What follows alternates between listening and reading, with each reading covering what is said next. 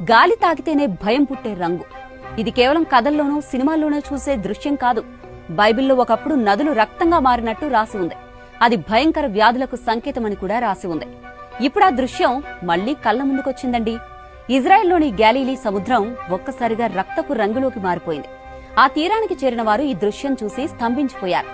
అలల లోపల ఎర్రటి కాంతి తలుకులు, నీటి మీద తేలుతున్న భయంకర వాతావరణం చూసిన వాళ్ల గుండెల్లో ఒకటే ప్రశ్న: ఇది సాధారణమా లేదా దేవుడు హెచ్చరికకు కనిపిస్తున్న సంకేతమా అని. మీరు నేనే దేవుణ్ణని తెలుసుకోవడానికి నేను ఈ నదిలోని నీటిని తాగుతాను, అది రక్తంలా మారుతుంది. ఇది బైబిల్లోని ఎక్సోడస్ చెప్తున్న వాక్యం. ఈ మాటలు చాలా కాలం క్రితం ఈజిప్ట్లో వినిపించాయి. అప్పుడు నదులు ఎర్రగా మారాయి, చేపలు చనిపోయాయి, నీరు విషమై ప్రజలు భయంతో వణికిపోయారు. అది దేవుని కోపానికి ఒక సంకేతంగా భావించారు. ఆయన తీర్పు వచ్చినప్పుడు ప్రకృతి కూడా మారిపోతుందనే గుర్తుగా, ఓ చరిత్రగా క్రైస్తవులు ఈ సంకేతాలను భావిస్తూ ఉంటారు. నాటి ఘటన భూమంతా భయంతో కప్పేసింది. ఇప్పుడు అదే భావన మళ్లీ మన ముందుకొచ్చింది. ఎందుకంటే పవిత్రమైన గ్యాలిలీ సముద్రం రక్తంగా మారిపోయింది. యేసు అద్భుతాలు చేసినా ఆయన నీటి మీద నడిచిన ప్రదేశమే ఈ సరస్సు. కాని ఇప్పుడు ఆ నీరు ఎర్రటి అలలతో భయంకరంగా వెలుగుతోంది.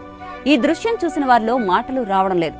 గుండెల్లో మాత్రం ఒకటే ప్రశ్న: ఇది కేవలం ప్రకృతి చర్య లేదా మళ్లీ ఆ పాత తీర్పు మన కాలానికి చేరుకుందా అని భయపడుతున్నారు. అటు ఆకాశం కమ్ముకొస్తున్నట్టుగా వాతావరణం గడ్డకట్టిపోయింది. నీటిలో ఎర్రటి కాంతి మరింత భయాన్ని నింపుతోంది. ప్రతి అలా ఒక గాఢమైన రహస్యాన్ని చెప్పినట్టుంది. మరోవైపు సైన్స్ మాత్రం ఇంకోలా సమాధానం చెప్తోంది. శాస్త్రవేత్తలు ఈ ఘటనకు పూర్తిగా భిన్నమైన వివరణ ఇస్తున్నారు. ఇజ్రాయెల్ వాటర్ అథారిటీ ప్రకారం గ్యాలిలీ సముద్రం ఎర్రగా కనిపించడానికి కారణం బ్రౌనీ అనే ఒక రకమైన బ్యాక్టీరియా పెరుగుదల. ఈ బ్యాక్టీరియా సూర్యకాంతి ఎక్కువగా తగిలినప్పుడు సహజ సిద్ధంగా ఎర్రటి రంగు పిగ్మెంట్ ను ఉత్పత్తి చేస్తాయి. ఈ పిగ్మెంట్ మన ఆరోగ్యానికి హానికరం కూడా కాదు.